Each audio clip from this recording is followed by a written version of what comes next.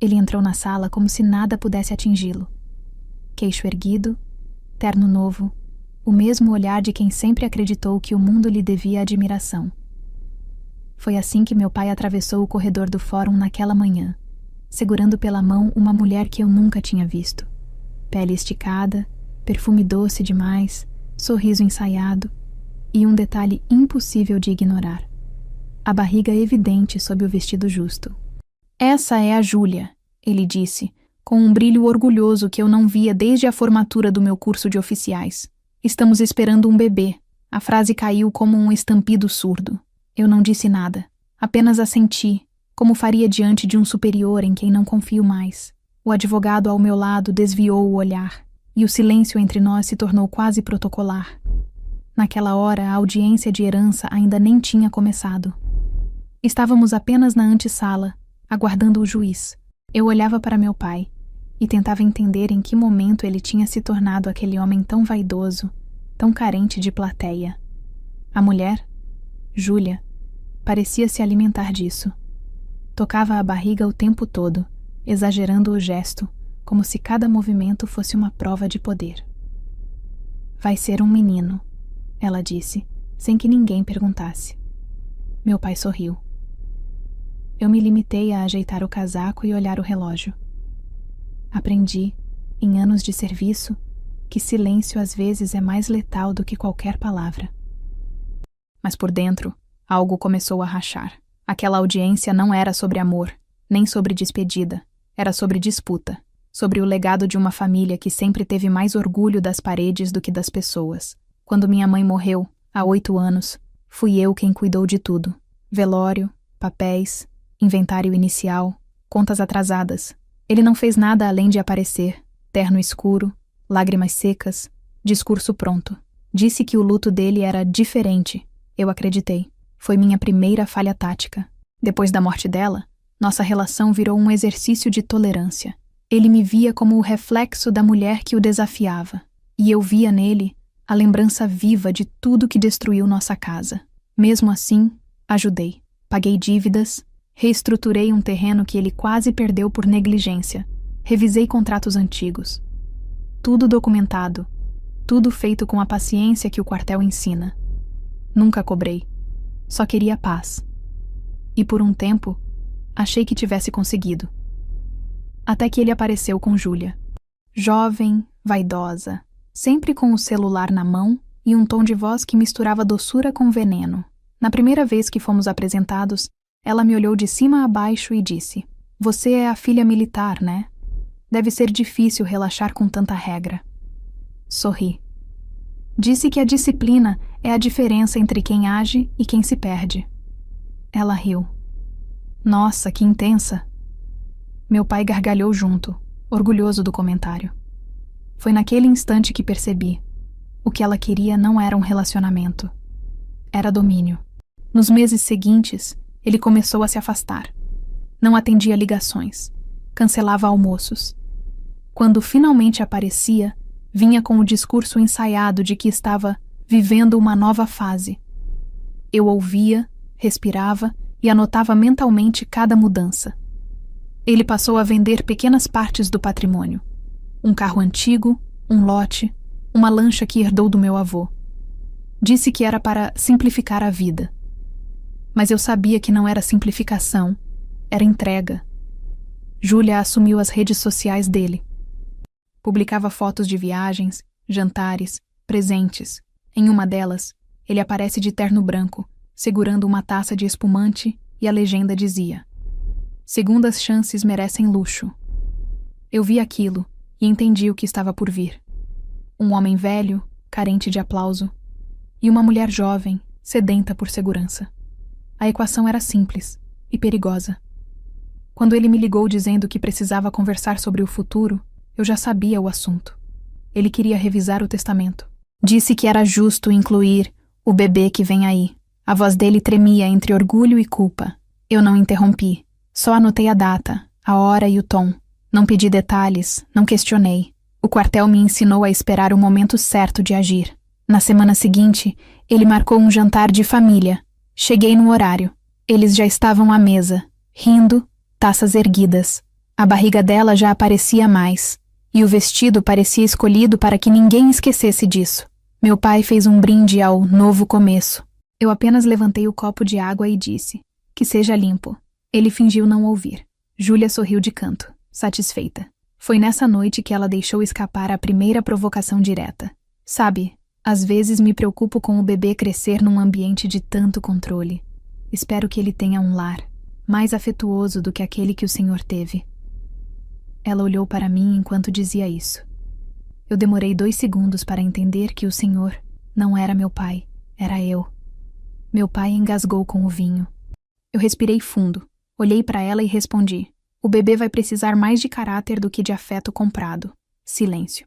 Meu pai bateu o talher na mesa e disse que não aceitaria agressões. Eu sorri. Nem eu. Naquela noite, saí do restaurante com a sensação de que algo estava sendo preparado. E não por mim.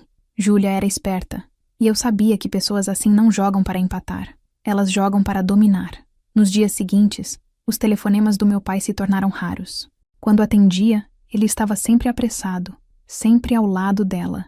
Começou a me tratar como uma estranha, até que um dia, sem cerimônia, disse: você não precisa mais se preocupar com meus assuntos. Júlia cuida de tudo agora. Não doeu, ainda. Doeu depois, quando percebi que ele tinha assinado documentos sem ler, e que ela tinha o controle da casa, dos cartões e da agenda dele. Tudo isso se consolidou meses antes da audiência de herança.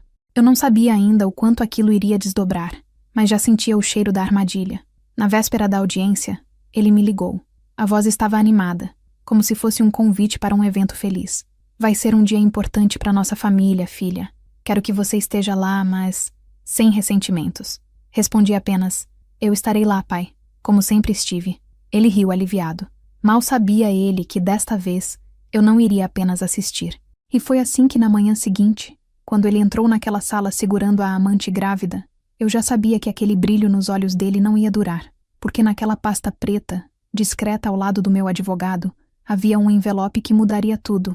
Eu só precisava esperar o momento certo. Costumo dizer que há 2 versões da minha história com meu pai, a que as pessoas contam e a que realmente aconteceu. A que contam é simples. A filha fria, distante, sempre de uniforme, incapaz de dizer "eu te amo", sem parecer um relatório. A que aconteceu é mais complexa. Uma mulher que aprendeu cedo a engolir o orgulho para manter de pé o que outros deixavam cair. Meu pai nunca entendeu essa diferença. Ele confundia contenção com desprezo, disciplina com frieza. E foi assim que passamos anos em trincheiras opostas, mesmo lutando pelo mesmo sobrenome. Depois que minha mãe morreu, a casa ficou com um silêncio que não era de luto, era de culpa. Ele passava os dias trancado no escritório, ouvindo músicas antigas, fingindo que ainda tinha controle. Eu estava em missão, mas toda folga que tinha, eu voltava para ver se ele estava vivo, literalmente. Encontrei o gás cortado 2 vezes, as contas de luz empilhadas, o carro parado com o tanque seco e o seguro vencido. Ele dizia que não precisava de ajuda, mas era eu quem deixava o envelope com dinheiro dentro da gaveta da escrivaninha e pagava os boletos sem que ele soubesse. Fiz isso por meses. O banco nunca ligou para ele, porque eu já resolvia antes. O homem que me chamava de insensível vivia às custas da frieza que ele tanto condenava. Lembro de um dia específico, chovia muito, e a rua da casa dele já começava a alagar. Eu tinha acabado de sair do quartel, ainda de farda, quando recebi a ligação da vizinha. Seu pai caiu no quintal. Corri para lá. Ele estava sentado, encharcado, com o olhar perdido, a calça rasgada no joelho. Quando tentei ajudá-lo a levantar, ele disse: "Você não precisa bancar a salvadora." Eu ignorei. Coloquei ele para dentro, preparei café, cuidei do ferimento. Enquanto estancava o sangue, ele murmurou: "Se fosse sua mãe, ela teria chorado. Você só age." Eu sorri de lado e respondi: "Por isso nenhum de nós morreu de frio ainda." Ele não gostou, mas ficou calado. Depois desse dia, passei a visitá-lo menos. Não por raiva, mas por autoproteção. Eu fazia o que precisava, mas de longe. Pagava o plano de saúde, contratava um jardineiro, consertava infiltrações. Tudo em meu nome, sem alarde. Ele achava que o dinheiro vinha de algum seguro antigo da sua mãe. Nunca desmenti. Era mais fácil deixá-lo acreditar. E foi nessa rotina silenciosa que Júlia apareceu, sorrindo como quem chega para apagar o passado. A primeira vez que ouvi falar dela foi através de uma ligação rápida dele, em tom empolgado, dizendo que tinha conhecido alguém que o fazia se sentir vivo de novo. Eu disse que estava feliz por ele, e de fato estava. Mas o problema nunca foi ele se sentir vivo. O problema era quem o faria se sentir vivo. Quando conheci Júlia pessoalmente, percebi que ela não olhava para ele. Olhava para o que ele representava. O relógio caro, o sobrenome, a casa antiga herdada do meu avô. O tipo de olhar que mede, calcula, finge admiração. Nos primeiros meses, ela foi cautelosa. Levava bolos, preparava jantares, ria das histórias de infância que ele repetia desde sempre. Até começou a frequentar a igreja que minha mãe gostava, postando fotos sorridentes ao lado dele no banco da frente. As vizinhas adoravam. Ela trouxe vida para aquela casa, diziam, e eu, que conhecia o terreno minado por dentro, sabia que aquele tipo de vida cobra juros altos. Comecei a notar pequenas mudanças. Documentos que antes ficavam guardados na pasta marrom da estante começaram a sumir. Quando perguntei, ele disse que organizou tudo com Júlia. O cartão de crédito que ele nunca usava começou a ter faturas absurdas. Lojas de bebê, spa, restaurante caro, salão de beleza. Ele jurava que era engano do banco. Um engano que se repetia mês após mês. Nessa época, eu estava em treinamento fora do estado e só conseguia vir uma vez por mês. Em uma dessas visitas, percebi que a aliança da minha mãe não estava mais no porta-joias. Perguntei discretamente. Ele respondeu que tinha emprestado para avaliar o valor. Júlia desviou o olhar. Foi ali que entendi que ela já tinha tomado as rédeas da situação e que ele a deixara fazer isso de bom grado, como quem entrega as chaves da própria prisão e chama isso de amor. No Natal seguinte, ela anunciou a gravidez. Eu soube por uma postagem. Um jantar elegante, árvore iluminada, legenda dizendo "Um milagre de dezembro". Nenhuma menção à filha que ele já tinha. Quando o telefone tocou, imaginei que seria para me contar. Não era.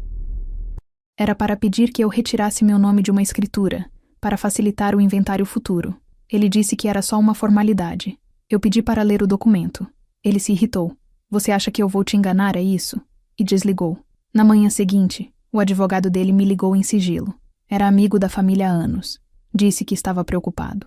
Que Júlia estava tentando alterar o testamento, mas precisava da minha assinatura para validar uma parte da herança referente à casa do interior, a mesma casa que foi da minha avó. Fiquei em silêncio enquanto ele falava. No final, ele disse: "Sei que você é discreta, mas não confie nessa moça.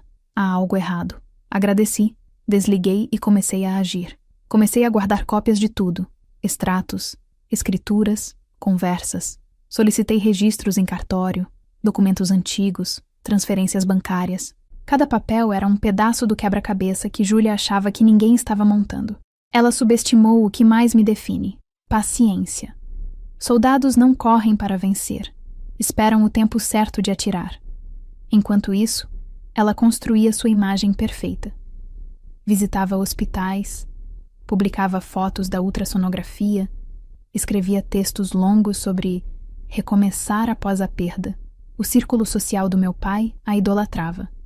E ele, vaidoso, se deixava embalar. Começou a me evitar, talvez por culpa, talvez por vergonha. As conversas rarearam até virar silêncio absoluto. Quando eu mandava mensagens, ele respondia com frases prontas, como quem recita algo decorado. "Estou bem, não se preocupe. Júlia cuida de tudo." Foi então que minha tia, irmã dele, me ligou chorando. Disse que Júlia a havia destratado na porta do hospital, dizendo que só família de verdade podia entrar. Meu pai assistiu e não reagiu. Eu não fui. Não por indiferença, mas por estratégia. Sabia que se aparecesse, ela me provocaria até eu perder o controle, e tudo viraria contra mim. Mantive distância, observando. No meio disso, vieram as notícias de que o bebê seria um menino forte, o herdeiro que ele sempre quis. Ele andava repetindo essa frase em todos os lugares. "Meu herdeiro", como se eu fosse apenas um erro biológico, uma filha que se distanciou demais do que ele esperava de uma mulher. Ele dizia que nunca entendeu o que leva alguém a trocar um lar por um quartel. E eu, toda vez que ouvia isso, lembrava que foi justamente o quartel que me ensinou o valor de um lar. As semanas passaram, e a gravidez dela se tornou o centro de tudo. Ela fazia questão de exibir a barriga como um troféu, de se fazer fotografar em todos os eventos, sempre com ele ao lado, como um troféu humano. A cidade comentava, e eu me tornei o fantasma da história. A filha que não aceita o novo amor do pai. Eu via os comentários, lia as suposições e me calava, porque sabia que o tempo, esse velho aliado de quem sabe esperar, estava preparando a hora certa. A amante ganhou o que queria: poder, prestígio e acesso irrestrito. Meu pai ganhou a ilusão de um renascimento tardio. E eu, o que ganhei? Informação. E em guerras, informação vale mais que afeto. Naquele ponto, eu já tinha descoberto o que precisava: que os gastos dela não batiam com o salário declarado, que havia um histórico de relacionamento anterior com um homem de outra cidade, e que a gravidez surgiu pouco depois de uma viagem que ela fez sem ele, sob o pretexto de visitar uma prima. Coincidências demais. Enquanto ela preparava o enxoval, eu preparava minha defesa. Enquanto ela postava fotos, eu colhia provas. Enquanto ela construía a mentira, eu aguardava o momento de expô-la. Não era vingança, era justiça. E se meu pai fosse incapaz de ver o perigo em que estava, eu seria a única a impedir que ele destruísse o que restava do nome da minha mãe. O problema é que ele nunca acreditaria em mim. E eu sabia disso, porque aos olhos dele, a militar não tinha coração, só regras. E para ele, Júlia era emoção, juventude, calor. O contraste perfeito para alguém que precisava se sentir vivo. Mas o que ele não sabia, e ela muito menos, era que meu advogado já estava com uma cópia do exame pré-natal que ela mesma publicara. O documento tinha datas incompatíveis com o período em que eles se conheceram, e o nome do laboratório era o mesmo usado por um ex-namorado dela, segundo registros de um processo antigo por pensão. A peça final do quebra-cabeça começava a se encaixar. Enquanto todos acreditavam na história do amor tardio, eu já tinha em mãos a prova de que o herdeiro não era dele. Só restava esperar o dia da audiência, o dia em que cada mentira seria lida em voz alta e cada olhar orgulhoso se tornaria silêncio. E foi assim que comecei a preparar não apenas a defesa, mas o desfecho. Porque, quando alguém se esforça tanto para te pintar como vilã, a única resposta que realmente os destrói é a verdade, dita sem raiva, no momento certo, diante de quem eles mais queriam impressionar. E esse momento estava chegando. A gravidez dela se tornou o novo sol em torno do qual meu pai passou a orbitar. Tudo o que ele fazia girava em torno daquela barriga. Era como se cada ultrassonografia, cada enjoo e cada foto publicada fossem medalhas de honra ao mérito de uma vida que ele julgava ter recomeçado. Eu assistia a tudo à distância, e cada vez que via o brilho no olhar dele, lembrava de como ele reagiu quando eu contei que tinha passado no concurso militar. Na época, ele não sorriu. Disse apenas: "Isso não é coisa de mulher." Agora, décadas depois, ele sorria por uma barriga que talvez nem lhe pertencesse. A ironia era quase poética. O nome escolhido para o bebê foi anunciado em um almoço de domingo. Júlia organizou tudo, com direito a balões, bolo e fotógrafa. Meu pai me ligou de última hora, quase como um favor. "Você vem, né? É importante para mim." Eu fui, não por ele, mas porque às vezes é preciso presenciar o inimigo antes de agir. Quando cheguei, percebi que a festa tinha um tema: tons de azul, guardanapos com o nome Arthur e uma faixa na parede que dizia: "O verdadeiro herdeiro está a caminho." O verdadeiro. Como se houvesse um falso em algum lugar, talvez. Júlia me cumprimentou com um beijo no rosto e o sorriso de quem acabou de conquistar território inimigo. "Você está linda. Farda cai bem em mulher forte." Eu respondi apenas: "Farda não é enfeite, é compromisso." Ela riu desconcertada. Meu pai interveio com a voz de quem quer evitar guerra. "Vamos aproveitar o momento sem ironias." E assim passamos a tarde, eu engolindo silêncio, ele distribuindo orgulho, ela distribuindo poses. As semanas seguintes foram uma sequência de pequenas exclusões. Os familiares começaram a me tratar com uma delicadeza artificial, como se eu fosse um visitante incômodo em uma casa que já não era minha. Minha tia, que sempre me defendeu, começou a repetir frases estranhas, claramente ditadas por Júlia. Você trabalha tanto, filha. Às vezes os homens só querem um pouco de leveza. Eu não respondi. Porque no fundo eu sabia, quando uma mentira é bem contada, a verdade precisa esperar o cansaço do público. O pai começou a me evitar com mais frequência. As poucas vezes que conversávamos, o assunto era sempre o mesmo. O bebê, o futuro, o testamento. Quero que tudo esteja certo para quando o Arthur nascer, dizia ele. E eu sentia cada palavra como um afastamento calculado. Ele queria me convencer de que estava apenas sendo responsável. Mas eu sabia que havia outra força por trás disso. Júlia. Ela tinha uma habilidade quase teatral de se fazer de frágil. Quando estava com ele, falava baixo, tocava o braço dele a cada frase, se inclinava como quem busca proteção. Quando ele virava as costas, o olhar dela endurecia. Eu já tinha visto aquele tipo antes. Nos quartéis, chamamos de perfil predador passivo, o tipo de pessoa que se faz pequena para parecer inofensiva, mas morde quando o outro abaixa a guarda. Foi nessa época que meu pai decidiu vender a casa do interior, a mesma que foi construída pelo meu avô, tijolo por tijolo. Disse que era muito grande para manter. Eu sabia que era a Júlia quem pressionava. O dinheiro da venda, segundo ele, seria investido em nome do bebê. Pedi para ver o contrato. Ele se ofendeu. Você acha que eu sou idiota? Não respondi. Às vezes, o silêncio é o espelho mais cruel. 3 dias depois, o advogado da família me ligou discretamente. Ele está transferindo tudo para uma conta conjunta com ela. Você precisa se preparar. Foi ali que o jogo virou. Não no papel, mas dentro de mim. Percebi que não adiantava mais tentar provar nada. Aquele homem que um dia foi meu pai já não existia. O que restava era um corpo manipulado pela vaidade e pelo medo da velhice. Júlia o mantinha num transe confortável, e ele parecia grato por isso. Ele acreditava estar recomeçando, quando na verdade estava assinando o próprio desaparecimento. Pouco tempo depois, começaram as manchetes discretas nas colunas sociais da cidade. Empresário conhecido recomeça a vida com futura esposa e herdeiro. Eu lia e me perguntava quantas pessoas sabiam que aquele empresário estava vendendo patrimônio que não poderia. Um dos imóveis ainda estava no nome da minha mãe, e por consequência, metade meu. Júlia sabia disso, mas agia como se tudo já fosse dela. Em uma das fotos, ela aparecia de mãos dadas com ele em frente à casa de praia. Na legenda, onde tudo começou. Eu olhei para a data e lembrei que, na semana daquele começo, ele ainda estava em luto e eu ainda resolvia pendências do enterro da minha mãe.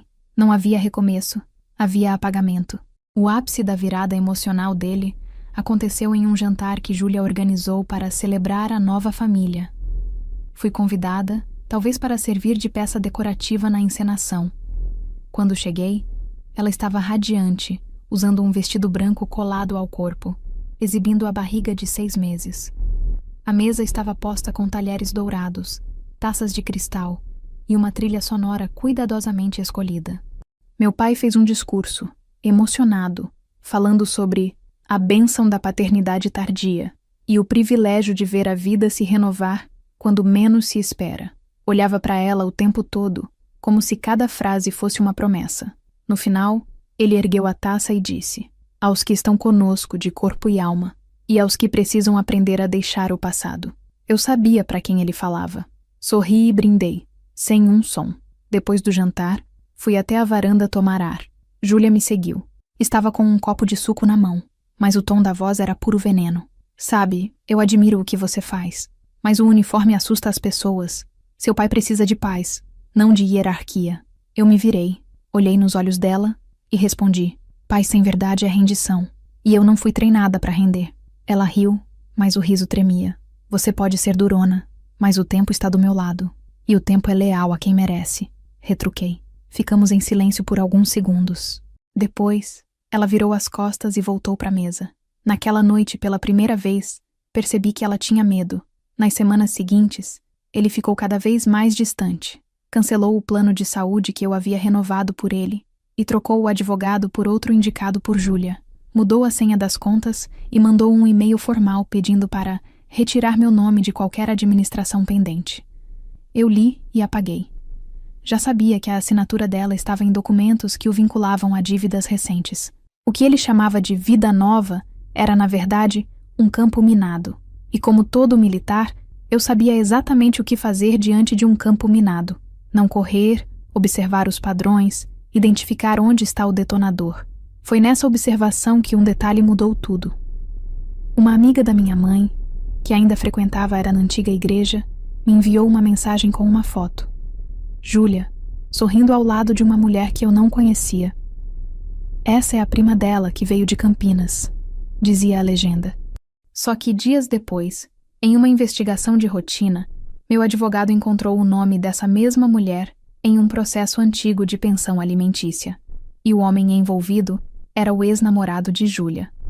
O mesmo que, segundo registros, a sustentou por 2 anos e desapareceu pouco antes da gravidez milagrosa. As datas batiam com perfeição. A partir dali, não era mais questão de suspeita, era certeza, mas a confirmação precisava ser incontestável.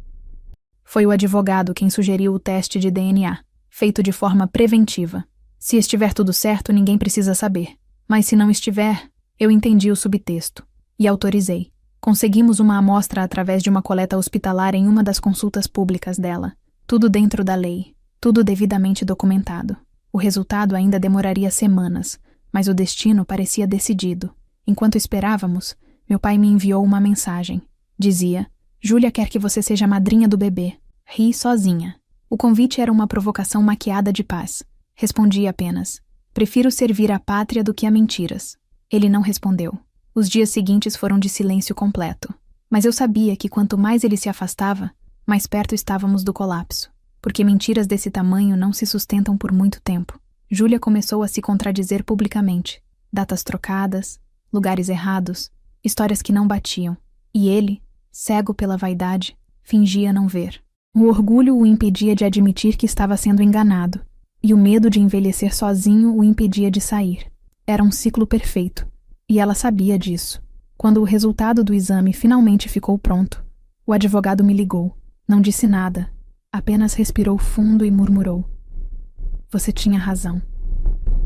A frase não trouxe alívio, trouxe peso, porque a verdade, quando chega, nunca é leve. Pedi para que ele guardasse o envelope até o dia da audiência. Nada deve vazar antes da hora. Ele concordou. E eu voltei para o quartel naquele dia com a mente em silêncio. Treinei mais do que o necessário. Corridas longas, tiros de precisão, manobras exaustivas. Queria sentir o corpo cansar para o coração não pensar. Cada gota de suor era uma lembrança de que a disciplina salva quando a emoção ameaça dominar. Meus colegas achavam que eu estava apenas descarregando estresse. Não sabiam que eu estava apenas preparando a postura de uma mulher que, em breve, enfrentaria o próprio pai não como filha, mas como soldado diante de um traidor. O dia da audiência se aproximava, e a cidade comentava como se fosse um evento. Vai ser bonito ver o bebê na audiência, né? Ouvi uma funcionária do fórum dizer. Bonito, pensei. Seria ver a máscara caindo. Meu pai acreditava estar indo a uma cerimônia de reconciliação familiar. Júlia acreditava que sairia de lá como a herdeira legitimada. E eu sabia que, quando o juiz lesse aquele envelope, ninguém sairia igual. Na noite anterior, dormi pouco. Arrumei a farda de gala com o mesmo cuidado de quem se prepara para um julgamento de honra.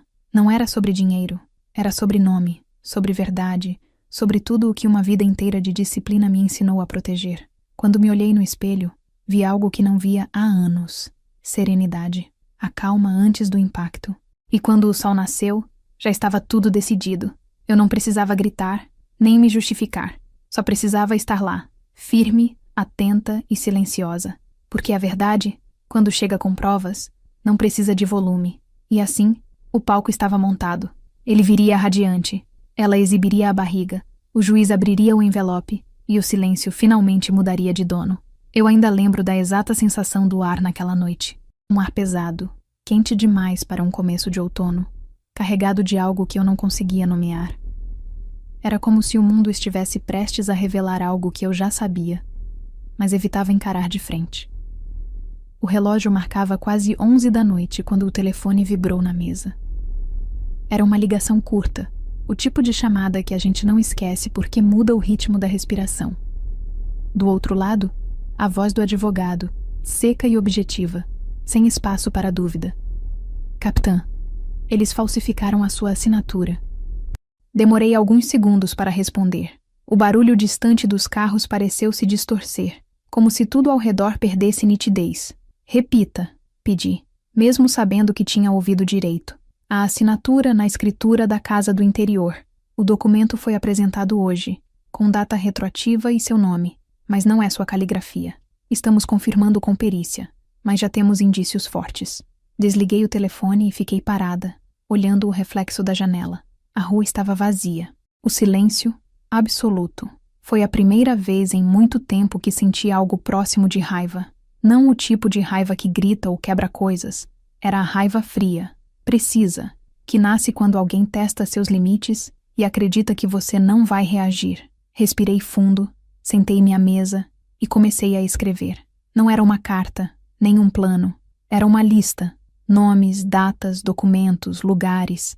Em menos de 1 hora, tinha uma linha do tempo inteira do golpe. Tudo que parecia disperso agora se conectava como uma operação bem estruturada.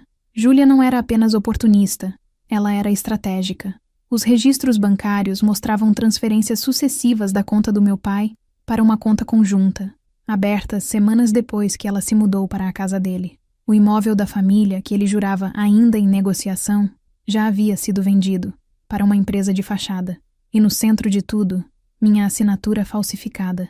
Ela tinha conseguido convencer meu pai de que eu havia autorizado verbalmente. O homem que me ensinou que nada vale sem documento assinado acreditou em uma história sem provas, porque o amor cego não enxerga nada além do reflexo que o ilude. Fiquei acordada até o amanhecer, revisando tudo. No quartel, aprendi que a emoção turva o julgamento. Então tracei uma regra simples, sem impulsos, sem confronto direto, apenas fatos. Liguei para o advogado às 7 da manhã. Não faça nada ainda, pedi. Recolha tudo, mas não os alerte. Quero que continuem acreditando que estão seguros. Ele entendeu. Nos dias seguintes, minha vida virou rotina de espionagem silenciosa. Cada ligação, cada e-mail, cada deslocamento foi registrado. Um conhecido da área jurídica me ajudou a levantar o histórico das últimas transações no cartório. O mesmo funcionário que registrou a assinatura falsificada foi o que lavrou o Novo Testamento do meu pai. Fui até lá pessoalmente. Usei meu uniforme, não por vaidade, mas porque certas presenças intimidam mais quando são oficiais. O homem suava, tremia. Eles vieram juntos, confessou. Disseram que era só para atualizar o documento. Perguntei se tinha visto a assinatura ser feita. Ela assinou no lugar dela e depois passou o papel para ele. A sua já estava lá. Voltei para casa com a confirmação do que já imaginava. Eu havia sido retirada da herança antes mesmo da audiência. A gravidez servia como disfarce para um desvio de patrimônio. E o mais doloroso era saber que ele, meu pai, participava disso com a convicção de quem acha que está agindo por amor. Naquela noite, ele me ligou. Disse que estava muito cansado das suas desconfianças. Falava com voz alterada, como quem tenta impor autoridade. Você precisa parar de criar histórias. Júlia está grávida. Eu estou feliz e você precisa respeitar isso. Respirei fundo, deixando o silêncio preencher os segundos entre uma frase e outra. Pai, você sabe o que eu sempre fiz por essa família. Ele riu, amargo. Você fez o que quis, porque gosta de controle.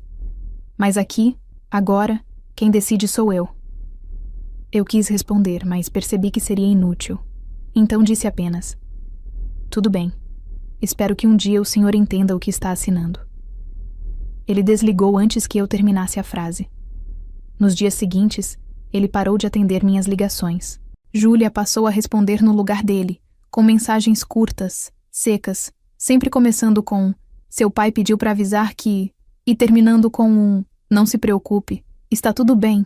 As fotos nas redes mostravam os dois em clínicas, restaurantes e até em uma loja de móveis infantis. Tudo cronometrado, perfeito, público. A encenação de um amor sem rachaduras. Mas eu via nas entrelinhas o desespero de quem sabe que o espetáculo não vai durar. Certa tarde, voltei à antiga casa dele sem avisar. Bati à porta. Júlia atendeu com o rosto inchado, provavelmente de sono, ou de culpa. Ele está dormindo, disse, bloqueando a entrada. Insisti. Preciso pegar uns documentos que ficaram no escritório. Ela hesitou. O escritório agora é meu ateliê. Empurrei a porta calmamente, sem erguer a voz. Então vai ser rápido. Entrei. O cheiro de perfume doce misturado ao de tinta fresca enjoava. As fotos da minha mãe haviam sumido. Em cima da mesa, no lugar do porta-retratos antigo, havia uma ultrassonografia emoldurada, um troféu. Abri a gaveta e encontrei uma pasta vermelha. Dentro, cópias das escrituras, o Novo Testamento e um contrato de transferência, todos com datas recentes. No rodapé, a assinatura falsificada. Coloquei as cópias na bolsa sem ela perceber. Quando me virei, Júlia estava na porta, me observando com aquele sorriso ensaiado. Sabe, você devia relaxar. O bebê precisa de boas energias. Fechei a pasta, olhei para ela e respondi: energia boa não sobrevive onde há mentira. Saí sem olhar para trás. 2 dias depois, o advogado confirmou que o banco estava prestes a liberar mais uma transferência de alto valor, dessa vez para uma conta em nome de um parente distante de Júlia. A operação só não foi concluída porque eu entrei com uma medida cautelar emergencial, bloqueando os bens até o fim da audiência. Quando a ordem judicial foi protocolada, ela me ligou pela primeira vez. Você acha que pode controlar tudo com uniforme e leis, né? Isso aqui não é quartel. A voz dela tremia, mas ainda havia deboche. Não, respondi. Isso aqui é justiça, e é pior para quem subestima. Naquela noite, ela fez algo que eu ainda não tinha previsto. Apareceu na portaria do meu prédio, alegando que precisava conversar. O porteiro me ligou, hesitante. Ela disse que é da família. Desci. Ela estava lá, com um vestido simples, sem maquiagem, o cabelo preso de qualquer jeito. Tentei entender o jogo. O que você quer, Júlia? Ela suspirou, fingindo cansaço. Eu não quero guerra, só quero que você aceite. Seu pai não tem muito tempo, e tudo que ele quer é paz. A mentira veio com lágrimas. Paz para ele significa ver a filha longe, retruquei. Mas eu não vou longe até ele saber a verdade. Ela me encarou com olhos vermelhos e disse, num sussurro quase inaudível: então você vai destruí-lo. E foi embora. Na manhã seguinte, o advogado me ligou com outra notícia. Seu pai marcou um jantar, convidou os parentes, quer oficializar o Novo Testamento. Era o golpe final. Aceitei o convite, claro. O jantar aconteceu 2 dias depois, em um restaurante elegante. Cheguei um pouco antes e observei de longe. Júlia sorria, radiante, exibindo a barriga e um colar novo. Meu pai parecia mais velho, mais magro, mas ainda com aquele brilho orgulhoso que só existe em quem acredita estar no comando. Durante o jantar, ele anunciou que havia tomado decisões difíceis, mas necessárias. Agradeceu a todos pela presença e começou a falar sobre legado, sangue, continuidade. As palavras herdeiro legítimo ecoaram pela mesa. Eu o interrompi calmamente. E o que a legitimidade tem a ver com o DNA, pai? Ele parou. O silêncio se espalhou. Júlia engoliu seco. O que você quer dizer com isso? Perguntou com voz trêmula. Nada ainda, respondi. Só acho que quem fala de herança devia entender o peso da palavra. Levantei-me e fui embora antes da sobremesa. Aquela noite foi o estopim. Ele me ligou mais tarde, furioso. Você me humilhou diante de todo mundo. Não, pai, respondi. Você se humilhou quando escolheu acreditar em mentiras convenientes. O silêncio do outro lado foi longo. Depois, ele disse algo que nunca esqueci. Você é igual à sua mãe, incapaz de perdoar. Respirei fundo e encerrei a ligação. Ele achava que perdão era sinônimo de cegueira, mas perdão, para mim, sempre foi olhar o erro e decidir não repeti-lo. Depois disso, nunca mais nos falamos até a audiência. Júlia se tornou a guardiã do isolamento dele. Mudou senhas, bloqueou ligações, filtrou correspondências. Os poucos conhecidos que tentaram visitá-lo eram afastados sob a desculpa de ordens médicas. O médico, aliás, nunca existiu. Era um amigo dela que assinava atestados por baixo da mesa. O advogado conseguiu comprovar. Na semana anterior à audiência, recebi uma última ligação do cartório. A perícia confirmou. A assinatura era falsificada. Tudo agora estava documentado. E mais importante, o exame de DNA já tinha resultado. Estava no envelope, lacrado. O advogado guardava como se fosse dinamite. Foi naquela noite, a mesma em que descobri a falsificação, que percebi algo que nenhum treinamento militar ensina. O silêncio da verdade é o som mais alto do mundo. Eu não precisava mais argumentar, nem implorar. Só precisava aparecer no tribunal e assistir ao som das máscaras caindo uma por uma. E quando me deitei, pela primeira vez em meses, dormi em paz. Não por estar feliz, mas porque finalmente tudo estava preparado. A verdade tinha um horário marcado para nascer. E, ironicamente, Seria no mesmo tribunal onde ele acreditava que legitimaria seu novo herdeiro. Naquela noite, o que desabou não foi o amor de uma filha. Foi a ilusão de um pai. E eu estava pronta para assistir. Eu sempre acreditei que a verdade aparece quando a gente para de procurá-la com desespero. Ela vem no silêncio, pelas frestas, quando ninguém está tentando controlar nada. E foi exatamente assim que o DNA apareceu na minha vida. Não como prova que eu buscava, mas como consequência de uma coincidência improvável. Era uma tarde comum, quente, abafada, e eu tinha saído do quartel direto para um café perto do fórum. Precisava revisar documentos com o advogado antes da audiência, que já estava marcada para dali a 3 semanas. Sentamos, espalhamos papéis pela mesa, quando o celular dele vibrou. Ele atendeu com aquele tom profissional que mistura curiosidade e cautela. Alô? Sim, é o Dr. Maurício. Ah, claro, pode falar. A expressão dele mudou em segundos, de neutra para atenta, depois para um espanto contido. Repita, por favor. Desligou o telefone devagar, respirou fundo e me olhou. Capitã, acho que temos algo que muda o jogo. A ligação vinha de uma clínica de exames particulares em Campinas. Um contato dele na área de perícia genética, conhecido antigo, havia identificado uma coincidência em comum, uma coleta de material de uma mulher grávida, feita em data muito próxima à de um exame solicitado pelo pai da suposta criança. Mas os nomes não batiam. A mulher era Júlia, e o homem não era meu pai. Ela usou um documento falso, mas esqueceu de mudar o número do plano de saúde que estava vinculado ao CPF original. E o CPF pertence ao ex-namorado dela, explicou o advogado. Eu fiquei alguns segundos em silêncio, assimilando o peso da informação. Você tem certeza? Perguntei. Absoluta. E mais importante, temos acesso legal ao registro. Podemos solicitar uma verificação cruzada. Se o laboratório confirmar a coincidência de amostras, teremos prova incontestável. Ficamos ali, os dois calados por alguns minutos. O som das xícaras batendo nas mesas vizinhas parecia distante. Eu olhava para o vapor saindo do café e pensava em quantas vezes já tinha avisado meu pai, quantas vezes ele me chamou de paranoica, quantas noites eu passei tentando entender o que o fazia preferir uma mentira doce à verdade amarga. Agora, o tempo estava se vingando por mim. O advogado entrou com o pedido formal na mesma tarde. A clínica confirmou. Havia realmente 2 coletas de amostras genéticas, ambas de Júlia, com datas próximas, mas vinculadas a 2 pacientes diferentes. O primeiro, um homem chamado Ricardo Antunes, residente em São Paulo. O segundo, meu pai. O cruzamento das informações gerou um relatório confidencial, enviado em envelope lacrado. Quando o documento chegou ao escritório, Maurício me ligou. Não abra ainda, disse. Vamos esperar a oficialização judicial. Assim, nada será questionado. Concordei. O envelope ficou guardado em um cofre, selado, à prova de qualquer acusação de manipulação. Nos dias seguintes, tudo pareceu desacelerar. Júlia continuava seu espetáculo público, agora se apresentando como esposa, mesmo sem casamento formal. Postava vídeos com legendas sentimentais. Nem sempre o sangue constrói família. Às vezes é o amor que escolhe. Eu lia e sorria, irônica. Ela nem imaginava o quanto aquela frase se tornaria literal. Meu pai, por sua vez, parecia rejuvenescido.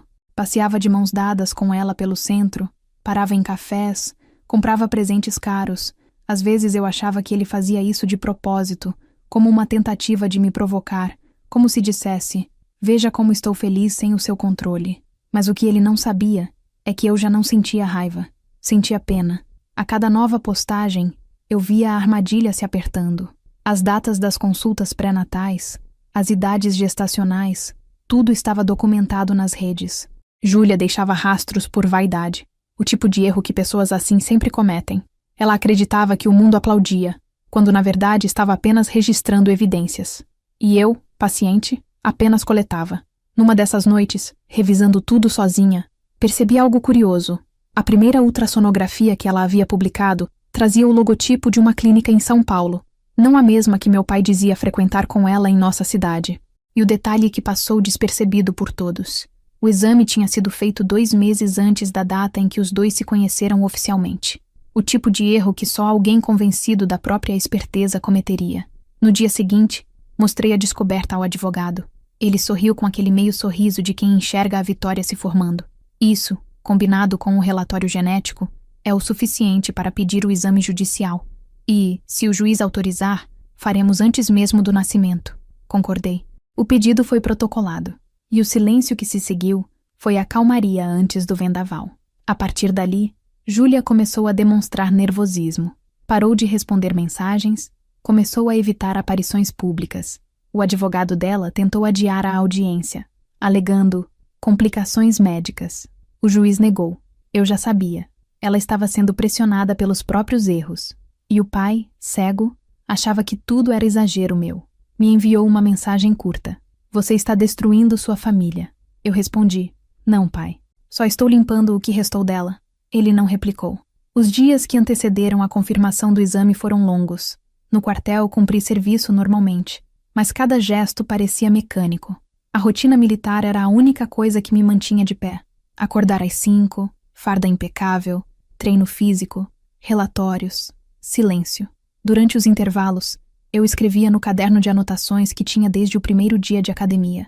Controle a sobrevivência. Repetia essa frase como mantra.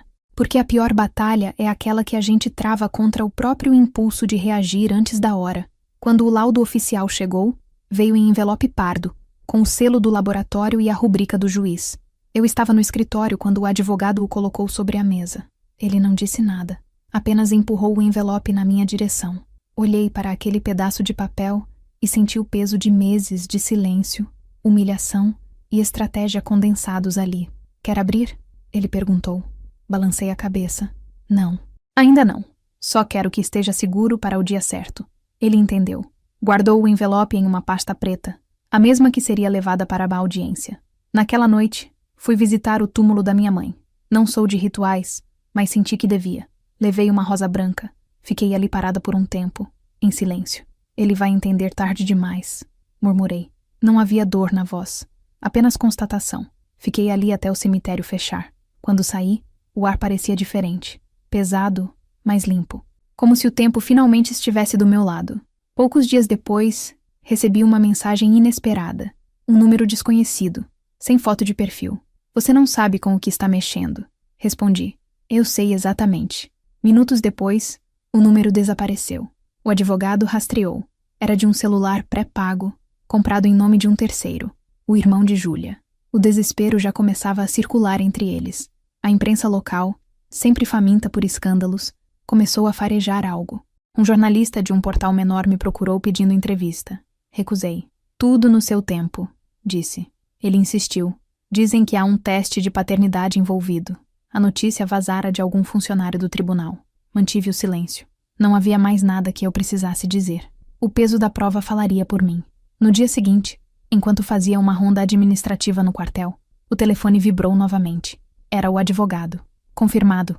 O juiz aceitou incluir o resultado do exame na audiência. Está agendado para leitura oficial. Nenhuma das partes poderá interromper. Fechei os olhos por um instante. Respirei fundo. Aquele seria o momento que eu esperava desde o início. Passei os dias seguintes revisando mentalmente cada passo dado. Desde o dia em que ela apareceu com aquele sorriso falso, até o momento em que meu pai, cego pela vaidade, assinou o que não devia. Tudo fazia sentido agora. Júlia não apenas mentiu sobre o bebê. Ela construiu um personagem inteiro. Manipulou sentimentos, roubou patrimônios e transformou a velhice dele em espetáculo. E ele, por carência, virou cúmplice da própria ruína. Na véspera da audiência, o advogado me chamou para uma última reunião. Amanhã tudo muda, disse. Mas se prepare. Nem toda a verdade é recebida com gratidão. Eu sorri. Eu não quero gratidão. Quero silêncio. Ele entendeu o que quis dizer. Há um tipo de vingança que não precisa de aplauso. Basta que o outro se encare no espelho. Voltei para casa e sentei na varanda. A cidade dormia. O relógio marcava meia-noite quando ouvi o primeiro trovão. A chuva começou leve. Depois virou temporal. Fiquei ali, deixando a água cair no rosto. Pensei em quantas vezes acreditei que o dever era amar incondicionalmente, mesmo quando o outro usava esse amor como fraqueza. Aprendi tarde que lealdade não significa obediência. Às vezes, proteger é justamente o oposto de ceder. Na manhã seguinte, coloquei a farda de gala, a mesma que minha mãe dizia me deixar inacessível e linda ao mesmo tempo. E pela primeira vez, olhei no espelho e senti exatamente isso, inacessível. Não havia mais espaço para dor, dúvida ou raiva. Havia apenas propósito. O envelope selado e pesado estava pronto. O advogado o segurava com a firmeza de quem carrega uma sentença. E eu sabia, quando o juiz abrisse aquele papel, o mundo que eles construíram com mentiras ia desmoronar diante de todos. Eu só precisava assistir. Quando o corpo começa a atrair a mente, é o orgulho quem cai primeiro. E foi exatamente o que aconteceu com meu pai. Pouco depois que o juiz confirmou a inclusão do exame na audiência, as notícias sobre a saúde dele começaram a se espalhar. No início eram boatos, cochichos entre vizinhos, pequenos comentários nas redes. Ele anda cansado, tem faltado às reuniões, parece abatido. Mas logo vieram as confirmações. Júlia, sempre teatral, foi a primeira a transformar a doença em narrativa pública. Publicou uma foto segurando a mão dele, a legenda em letras cursivas, cuidando de quem me ensinou a amar de verdade. Eu olhei aquela imagem por longos minutos, tentando entender se ela sentia algum remorso, ou se era só mais uma cena cuidadosamente encenada para manter o público do lado dela. O advogado me ligou 2 dias depois, voz grave. Seu pai foi internado. Crise hipertensiva, talvez algo mais sério. Não hesitei. Pedi dispensa do serviço e fui até o hospital. Cheguei às pressas, o coração firme, mas o passo acelerado. Na recepção, dei meu nome e perguntei o quarto. A atendente me olhou com uma expressão desconfortável. Desculpe, mas a acompanhante do paciente deixou ordens para que apenas familiares diretos entrem. Respirei fundo, mantendo a calma que o uniforme exige. Sou filha única e militar. Direta o bastante? A mulher gaguejou, ligou para o andar, murmurou algo e, por fim, me entregou o crachá de visitante. Subi. Quando entrei no quarto, Júlia estava sentada à beira da cama, a mão pousada teatralmente sobre o braço dele.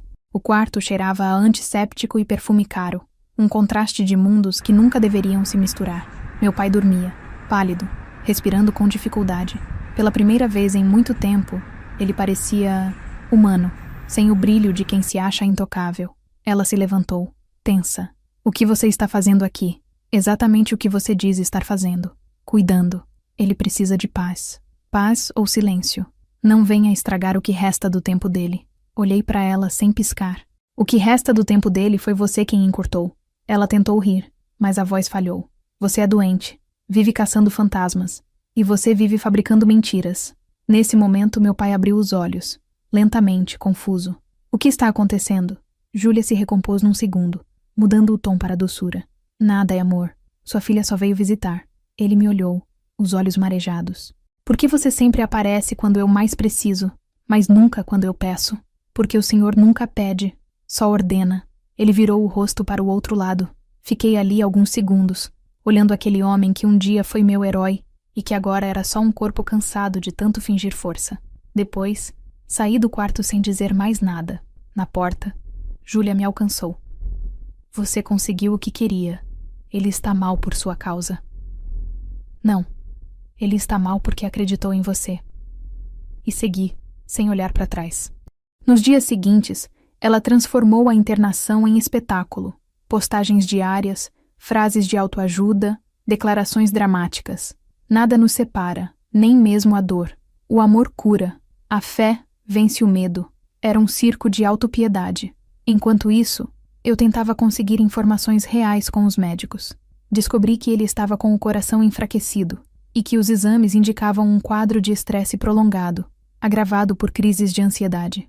Ele precisa de descanso, disse o cardiologista, mas também precisa de verdade. A frase ficou na minha cabeça por dias. No quartel, tentei retomar a rotina, mas a mente não obedecia.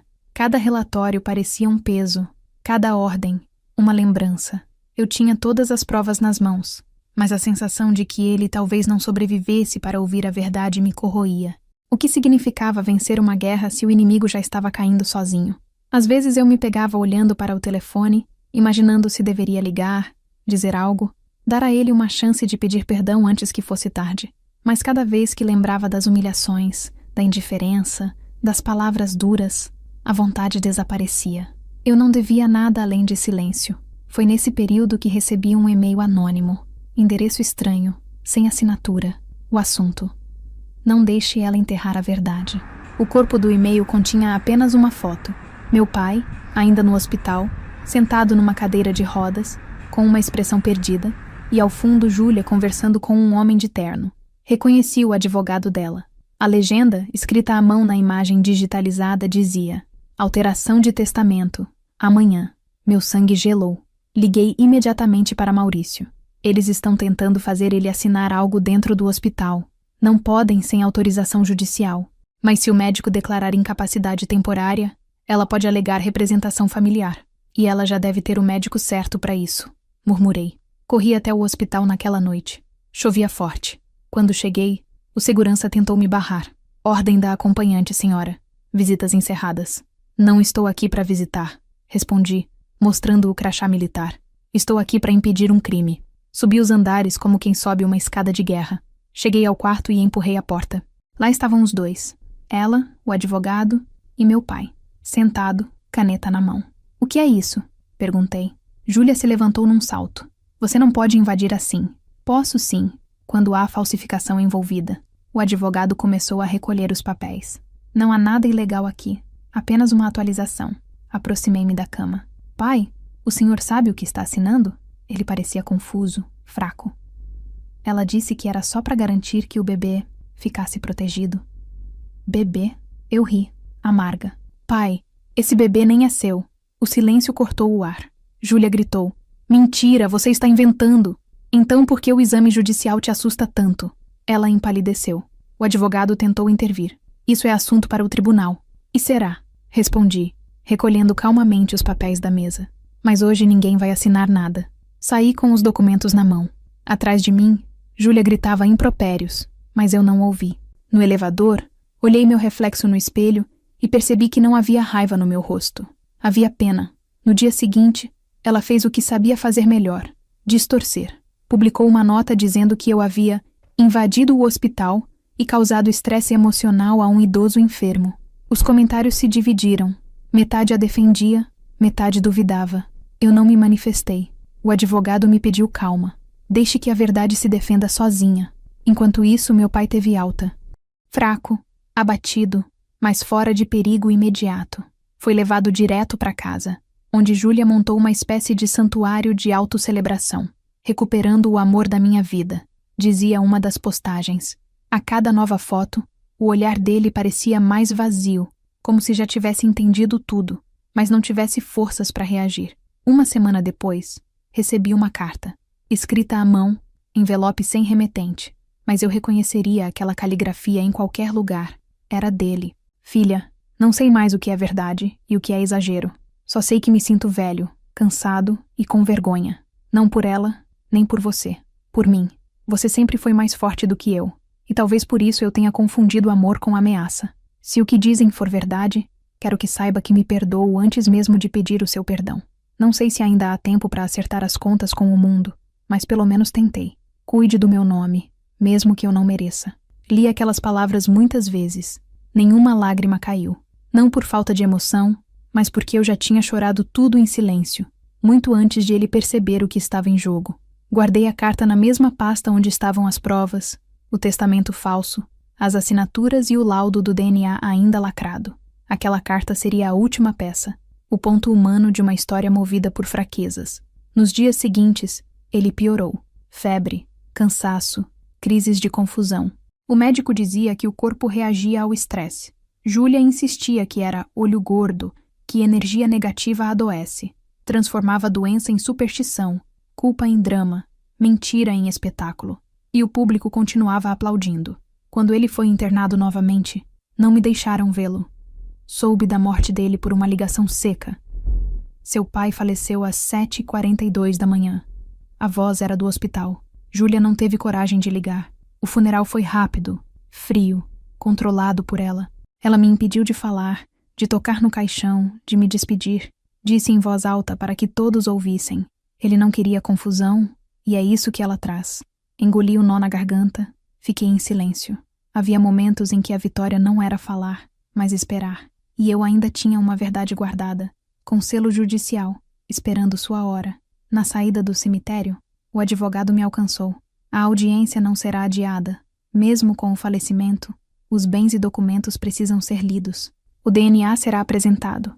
Olhei para o horizonte cinzento e respondi. Então, finalmente, o silêncio vai mudar de lado. Nos dias que antecederam a audiência, não houve luto. Houve preparação. Eu não estava indo enterrar um pai. Estava indo enterrar uma mentira. E o que me restava agora era manter a postura, o foco e a serenidade que minha mãe teria esperado de mim. Na manhã do julgamento, vesti preto, não por dor, mas por respeito.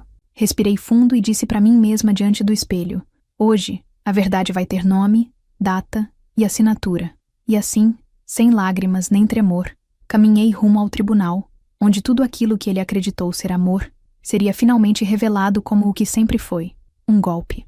A notícia da audiência chegou como chegam as tempestades, não com trovão, mas com silêncio denso antes da chuva. O tribunal marcou a data definitiva. Seria uma quarta-feira, às 9 da manhã. O advogado me enviou a notificação oficial com um comentário curto, quase um código entre nós. É o dia do acerto. A mensagem não trazia emoção, nem precisava. Depois de meses observando, coletando, suportando, o momento estava prestes a vir à tona. A data, para mim, não era apenas uma formalidade jurídica. Era o fechamento de uma história que começou muito antes de Júlia, muito antes da gravidez, muito antes das mentiras. Era o dia em que eu finalmente deixaria o passado descansar, e junto com ele, o homem que um dia chamei de pai. Nos dias que antecederam a audiência, a cidade parecia se mover em torno desse acontecimento como se fosse uma peça de teatro anunciada há semanas. As pessoas comentavam com naturalidade cruel, como se fosse entretenimento. O testamento do Sr. Augusto vai ser lido na quarta. Dizem que tem confusão de paternidade. Será que a filha vai contestar o bebê? O mesmo círculo de conhecidos que antes o bajulava, agora farejava escândalo. Júlia, por outro lado, aproveitava o palco. A barriga já enorme era exibida em todos os lugares. No supermercado, na igreja, em fotos nas redes sociais com legendas dramáticas. Carregando amor e esperança, mesmo em meio à inveja e ao ódio. A legenda parecia escrita para mim. Ela sempre soube transformar o veneno em poesia barata. No quartel, eu mantinha a rotina como se nada estivesse acontecendo. Os soldados sob meu comando sabiam que algo se passava, mas ninguém ousava perguntar. Eu era conhecida por uma frieza quase inumana. E talvez fosse verdade. A disciplina militar me salvava de desmoronar. Fardava-me todos os dias com o mesmo cuidado. Olhava-me no espelho e repetia, em silêncio, o mantra que guiava minha vida. Controle é sobrevivência, porque no campo de batalha, e aquela audiência seria um campo de batalha, vence quem não treme. A imprensa começou a rondar discretamente. Um jornalista local ligou para o advogado, pedindo declarações. Ele recusou. Nenhum comentário. Mas os rumores cresciam. Suposta amante grávida pode perder herança se DNA for negativo. Era tudo especulação, mas bastava. Cada manchete era uma rachadura na máscara perfeita de Júlia. No domingo anterior à audiência, fui até a casa do meu pai. Ela não esperava por mim. Abriu a porta com o olhar de quem vê um fantasma. Você não devia estar aqui. Nem você devia estar nessa casa. Mas ainda está. Passei por ela sem pedir licença. O ambiente estava diferente. As paredes, antes cheias de retratos da família, agora tinham quadros novos. Fotos dela, selfies, imagens da barriga em diferentes fases. A presença da minha mãe havia sido apagada com precisão cirúrgica. Sobre a lareira, uma única moldura. Meu pai sorrindo ao lado dela, as mãos sobre o ventre. Peguei a foto e olhei por alguns segundos. Bonita encenação, disse. Júlia cruzou os braços. Vai acabar, sabe? Essa sua guerra. Guerra precisa de dois lados. Eu só estou esperando o seu colapso. Ela riu, mas o riso soou nervoso. Você acha que o juiz vai acreditar numa filha amargurada? Eu tenho o bebê. O sangue fala mais alto. Sorri, sem humor. Sim, o sangue fala. Mas às vezes ele grita verdades que você prefere não ouvir. Ela empalideceu. O que você quer dizer com isso? Você vai entender na quarta-feira. E saí, deixando a porta aberta. No carro, respirei fundo. Pela primeira vez em muito tempo, senti algo próximo de paz. Não era alegria, era a calma de quem sabe que o destino já está escrito E não precisa mais lutar para prová-lo. Eu tinha o envelope, o laudo, os documentos, as provas. Tudo o que faltava era o palco. E o palco estava montado. Na véspera, organizei tudo em cima da mesa. A pasta preta com o DNA, o testamento falso, a carta que meu pai me deixara, os comprovantes das falsificações. Toquei cada papel com o cuidado de quem manuseia relíquias. Aquilo não era vingança, era limpeza. Limpar o nome da minha mãe, o meu, e até o dele, mesmo que ele nunca soubesse. O advogado chegou às 8 da noite. Trocamos poucas palavras. Está pronta? Perguntou. Há meses. Então amanhã mantenha o silêncio. Eu falo por você. Assenti. Era o que eu queria, que as palavras saíssem da boca dele, não da minha. Eu só precisava assistir o mundo se ajustando sozinho. Dormi pouco naquela noite. Não por ansiedade, mas por lucidez. A mente repassava cada detalhe, como quem revisa o plano de uma operação militar. O horário da audiência, o protocolo, as possíveis reações. E por trás de tudo, uma lembrança insistente. A última vez que meu pai me chamou de filha foi meses antes de Júlia aparecer. Ele estava sentado na varanda, tomando café. Disse que se orgulhava de mim, mas que, às vezes, você parece feita de aço. Na época, achei que era um elogio. Hoje, entendo que era reprovação. Homens como ele nunca suportam mulheres que não se curvam. O amanhecer da audiência chegou com o céu nublado. Levantei antes do sol. Tomei banho frio, vesti preto, não por luto, mas por neutralidade. Nada de cores, nada de adornos. A única joia que levei foi o relógio de pulso que herdara da minha mãe. No espelho, a imagem de uma mulher que parecia outra, firme, contida, impossível de ler. Peguei a pasta e saí. No trajeto até o tribunal, a cidade parecia mais lenta. Os semáforos demoravam mais a abrir. As pessoas andavam em passos arrastados. Tudo parecia parte de um filme que se preparava para a cena final. No carro, o advogado mantinha o olhar fixo na estrada. Ela vai tentar teatralizar, disse. Talvez chore, talvez desmaie. Fique quieta. Só olhe. Respondi com um simples entendido. Era o tipo de ordem que eu sabia cumprir com perfeição. Chegamos cedo. No corredor do tribunal, o som dos passos ecoava. As paredes, frias, o cheiro de papel e desinfetante. Lá no fundo, vi o vulto dela. Júlia, de vestido azul claro, a barriga marcando o tecido, rodeada de gente. Falava com o advogado, gesticulando, mas parecia inquieta. Quando me viu, congelou. O olhar dela procurou o meu, como quem tenta decifrar se o inimigo já disparou a arma. Sorri levemente, sem mostrar os dentes. Era o suficiente para desestabilizá-la. Minutos depois, a audiência começou a ser chamada. O juiz, um homem experiente, voz calma, entrou e pediu que todos se sentassem. Do meu lado, o advogado colocou discretamente a pasta sobre a mesa. O som do fecho metálico soou mais alto do que devia, e eu percebi que Júlia o ouviu. Ela olhou o objeto, depois olhou para mim, como quem pressente o perigo. Meu coração, parado. Nem acelerado, nem tranquilo. Parado, como antes de um disparo certeiro. O juiz começou o procedimento. Falou sobre a morte recente, sobre o testamento, sobre as pendências de propriedade. O advogado de Júlia levantou-se e fez o discurso previsível. Palavras sobre a nova família, a continuidade da linhagem, o bebê que carrega o sangue do falecido. Enquanto ele falava, ela acariciava a barriga em silêncio, interpretando o papel de viúva sofredora. Os presentes observavam com olhares de simpatia. O teatro funcionava. Mas eu sabia. Cada palavra daquele monólogo estava prestes a se tornar ruído. Quando o juiz anunciou que seria feita a leitura do testamento e das provas adicionais apresentadas, o advogado Maurício se levantou. Excelência, disse com a voz firme. Antes da leitura, gostaria de protocolar um documento oficial, já validado e autorizado por Vossa Senhoria. Trata-se de um laudo de exame de DNA referente à suposta paternidade do nascituro mencionado nos autos. O murmúrio se espalhou como vento em mato seco. Os olhos se voltaram para Júlia, que empalideceu. O juiz assentiu. Proceda. Maurício colocou o envelope sobre a mesa. O selo intacto. O carimbo visível. O juiz pegou o documento, analisou-o brevemente e começou a ler. Cada palavra era uma batida de tambor. O som das páginas sendo viradas parecia ecoar dentro de mim.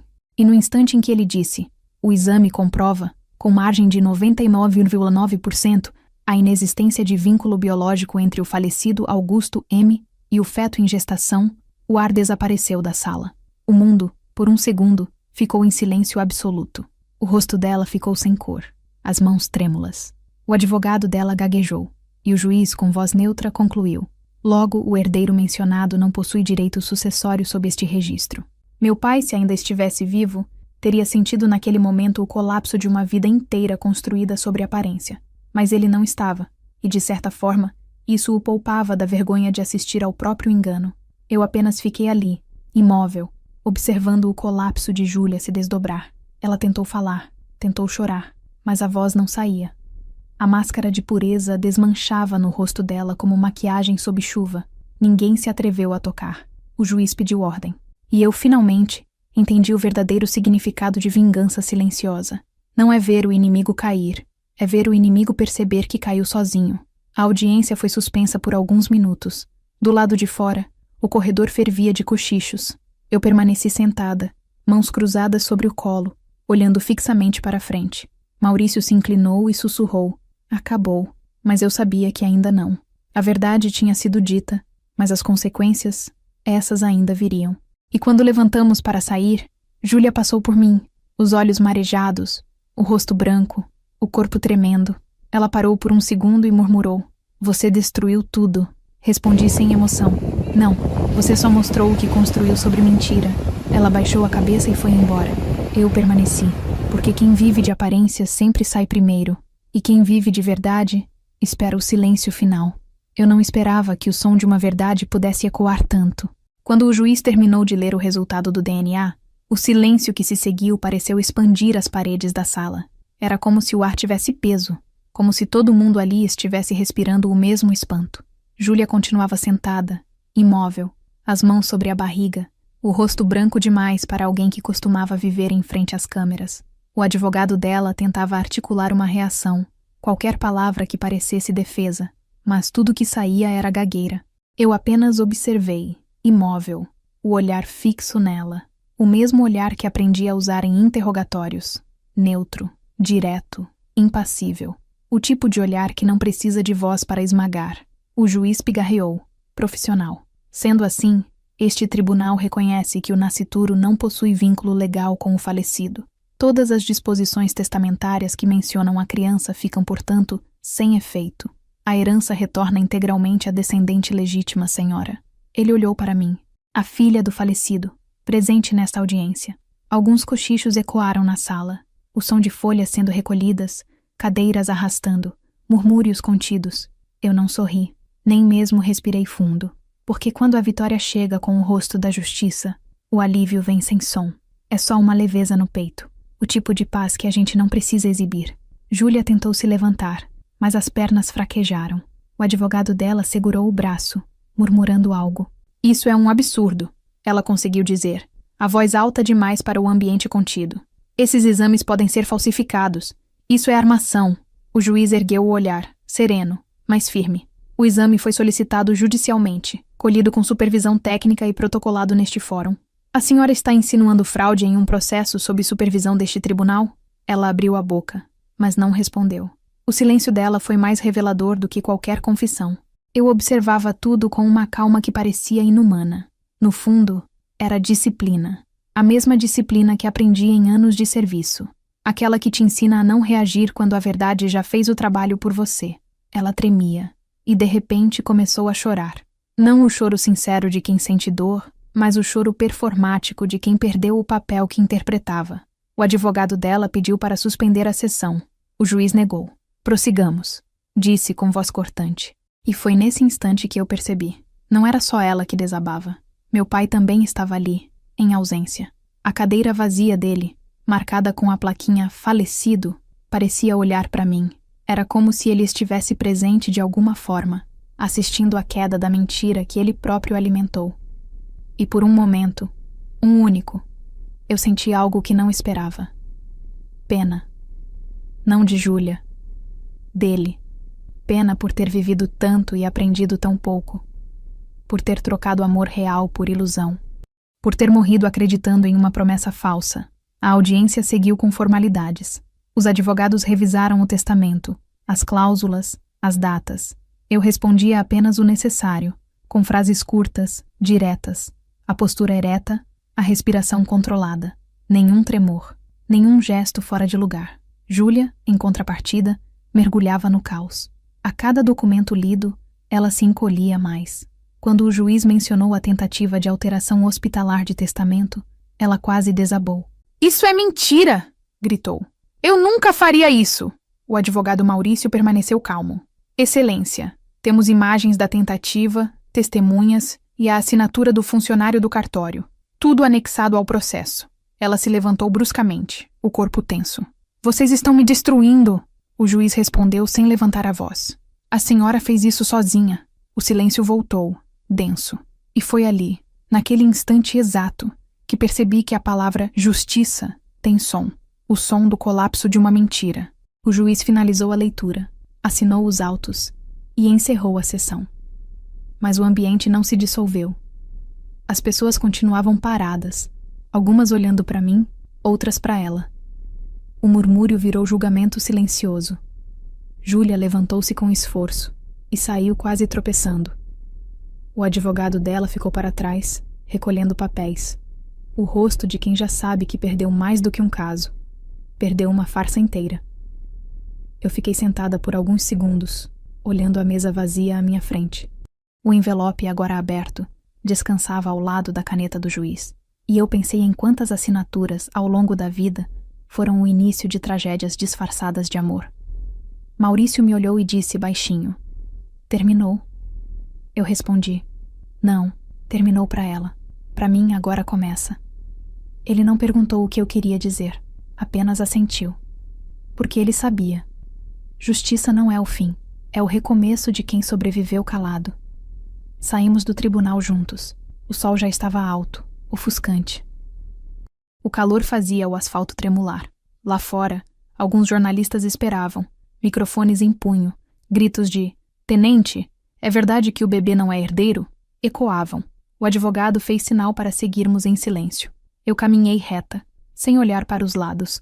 Não dei declarações, não pisquei, não desviei o olhar. O único som que me acompanhava era o dos flashes, e por algum motivo eles pareciam fogos de artilharia, barulhentos, mas inofensivos. No estacionamento, avistei Júlia cercada por duas mulheres, provavelmente amigas ou cúmplices. Chorava, gesticulava, tentava transformar a derrota em drama público. "Eles me humilharam", dizia alto, para que todos ouvissem. Passei ao lado sem parar. Ela me viu e gritou: "Você conseguiu, né? Agora está feliz? Pare por um instante." Olhei para ela e respondi, sem elevar a voz: "Felicidade não é o que vem depois da vingança. É o que vem quando a verdade volta a respirar." Ela ficou muda. E foi embora. No carro, o advogado ficou em silêncio por alguns minutos antes de falar. "Vai querer processá-la criminalmente pelas falsificações?" "Não." "Por quê?" "Porque ela já vai se punir sozinha. Gente assim não vive em paz. Vive em paranoia." Ele sorriu de leve. "Você é fria." "Não, sou livre." De volta à minha casa, deixei a pasta sobre a mesa e retirei o uniforme. O corpo pedia descanso, mas a mente ainda estava em campo. Olhei pela janela e vi o céu escurecendo. A cidade seguia normal, como se nada tivesse acontecido. Mas algo dentro de mim finalmente havia parado de girar. Fiz café, sentei-me e abri o envelope pela última vez. Li cada linha do laudo, não por dúvida, mas por ritual, não compatível. 2 palavras que pareciam simples, mas que carregavam o peso de toda uma guerra vencida sem tiros, sem gritos, sem sangue. Naquela noite, o telefone tocou. Número desconhecido. Atendi. Era a voz de uma mulher, fraca, trêmula. "Eu só queria que você soubesse que ele acreditou em mim até o fim. Ele morreu achando que seria pai de novo." Era Júlia. "Ele morreu acreditando no que precisava para não desmoronar", respondi. Ela fungou. "Você vai me deixar sem nada." "Eu não tirei nada de você. Só devolvi o que nunca foi seu." Silêncio. Depois ela desligou. Fiquei olhando o telefone por alguns segundos. Nenhum sentimento de vitória. Nenhum arrependimento. Só uma constatação. Eu tinha cumprido uma missão. E missões não trazem alegria, trazem conclusão. Antes de dormir, abri o diário que minha mãe mantinha. Um caderno antigo de capa marrom. Havia uma anotação que eu nunca tinha notado. Um dia, a verdade chega fardada. Fechei o caderno devagar e entendi o que ela quis dizer. A verdade não precisa ser doce, nem gentil. Ela só precisa ser incontestável. Na manhã seguinte, o jornal local publicou a manchete. Audiência de herança revela fraude e falsificação. DNA confirma a inexistência de vínculo. O texto terminava com uma frase do juiz. A justiça é paciente, mas quando chega, é definitiva. Dobrei o jornal, tomei um gole de café e senti pela primeira vez em meses o gosto simples da calma. Eu não sabia ainda, mas aquele não seria o fim da história. Era apenas o silêncio antes da última batalha. A batalha pela memória.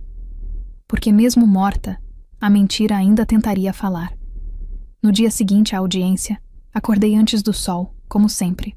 Mas pela primeira vez em muito tempo, o corpo não parecia em alerta. Era um cansaço diferente, o tipo que vem depois da missão cumprida. O silêncio da casa me envolvia, e eu fiquei ali, sentada à beira da cama, olhando o nada. Nenhuma Vitória grita. Ela apenas silencia o ruído que antes te consumia. E o que restava dentro de mim agora era exatamente isso. O vazio limpo de quem lutou o suficiente para não precisar explicar mais nada a ninguém. Liguei a cafeteira, deixei o som do gotejar preencher o ambiente. O telefone vibrou com notificações, manchetes, comentários, mensagens. A história já estava em todo lugar. Escândalo de herança expõe farsa de gravidez. DNA desmascara golpe emocional. As palavras pulavam na tela como faíscas. Não cliquei em nenhuma. Não era sobre fama, nem sobre vitória pública. Era sobre o fim de uma sombra. Mas a internet não sabe o que é silêncio. Ela se alimenta de ruínas. O advogado me ligou cedo. A imprensa quer entrevista. Querem ouvir sua versão. Respondi. Eles já ouviram a verdade no tribunal. Mas seria bom dar o seu ponto de vista. Meu ponto de vista está nos autos. Ele suspirou. Você sabe que o público vai transformar isso numa novela. Então que assistam. Toda farsa precisa de plateia. Até o fim. Desliguei. Olhei pela janela. O céu estava limpo. Um azul sem rachaduras. A primeira manhã clara depois de semanas de tempestade. Mas, como em qualquer guerra, a calmaria pós-batalha é quando se contam os estragos. E os estragos estavam por toda parte. As redes sociais estavam divididas. Alguns me chamavam de mulher fria, sem coração, que destruiu a última chance do pai de ser feliz. Outros me defendiam. Ela só expôs o que estava errado. E havia os que preferiam o espetáculo. Essa história dava um filme. Passei os olhos por tudo e desliguei o celular. Deixar o mundo discutir o que já estava resolvido era a vingança mais elegante que alguém pode escolher. Mas não foram apenas os comentários que vieram. Vieram também os ecos. No quartel, a curiosidade era contida, respeitosa, mas presente. Os olhares eram longos demais. Alguns colegas se aproximavam com cuidado, como se pisassem em campo minado. Outros, em silêncio, me cumprimentavam com um aceno discreto, o gesto entre iguais que reconhecem a dureza de quem venceu uma guerra interna. Ninguém perguntou diretamente, mas todos sabiam. E no ambiente militar, saber sem precisar falar é o ápice do respeito. No terceiro dia após a audiência, recebi uma correspondência oficial do tribunal. Era o despacho final. Os bens foram revertidos integralmente para mim, como única herdeira legítima. Entre eles, a casa antiga da minha mãe, aquela que Júlia tentou vender usando minha assinatura falsificada. Olhei o documento e senti um peso estranho, não de satisfação, mas de reconhecimento. Aquela casa não era um prêmio, era um símbolo, um espaço que carregava memórias demais para caber em qualquer vitória. Passei a semana em silêncio. Evitei ligações, recusei convites, deixei o mundo fervendo sozinho. No sábado, fui até a casa. A chave ainda era a mesma, guardada no molho de chaves que minha mãe deixara anos atrás, junto com uma fita vermelha amarrada. Ela acreditava que cor protegia o lar. Ao abrir a porta, o cheiro da madeira antiga me atingiu de cheio. Nada ali tinha mudado. O tempo pareceu suspenso. A luz entrava pelas frestas da persiana, cortando o pó em linhas douradas. No canto da sala, o mesmo sofá de tecido gasto. A colcha bordada por ela ainda estava dobrada sobre o encosto. E por um instante, senti vontade de sentar e ficar ali, quieta, como quem conversa com um fantasma. Caminhei pela casa devagar, tocando as paredes, sentindo o chão ranger sob os pés. Na cozinha, encontrei um copo de vidro com pequenas rachaduras. Era o copo preferido do meu pai. Levei até a pia, lavei e deixei secando. Um gesto pequeno, mas simbólico, como se finalmente eu pudesse separar o homem que ele foi do erro que cometeu. Eu já não o odiava. A raiva tinha morrido junto com a mentira. O que restava era só compreensão tardia. Ele foi vítima da própria vaidade. E eu, da lealdade. Cada um pagou o preço que escolheu. À noite sentei na varanda. O céu estava limpo. As estrelas pareciam mais próximas do que nunca. Peguei o diário da minha mãe, aquele com a capa marrom. Folheei até encontrar a página onde ela havia escrito: "Quando o orgulho se disfarça de amor, o amor morre sem testemunhas." Fechei o diário devagar. Era exatamente isso. Meu pai nunca foi cruel, só foi fraco. E a fraqueza de um homem pode ser mais destrutiva que sua maldade. Nos dias seguintes, o noticiário seguiu explorando o caso. Júlia desapareceu por um tempo. Depois reapareceu em uma entrevista chorando, dizendo que também foi enganada. Disse que acreditava que o bebê era fruto de amor. Mentia até o fim. Mas agora, sem público fiel. As pessoas que antes a exaltavam agora a chamavam de aproveitadora, falsa, golpista. Ela perdeu o que mais valorizava: atenção. E para alguém como ela, isso é pior que perder dinheiro. Certo dia, o advogado me mostrou uma solicitação. Ela entrou com um pedido de apelação emocional. Quer metade dos bens alegando dependência afetiva. Olhei o documento e disse apenas: "Deixe que tente. O tribunal é o único lugar onde o fingimento morre de vergonha." Ele sorriu. "Você não perdoa." "Perdoo sim, só não esqueço." E esquecer é o luxo dos inocentes. As semanas se transformaram em meses. A rotina voltou. O quartel, os relatórios, os treinos, os horários. Mas algo em mim havia mudado. A frieza que antes era uma armadura virou clareza. Aprendi que ser forte não é suportar tudo.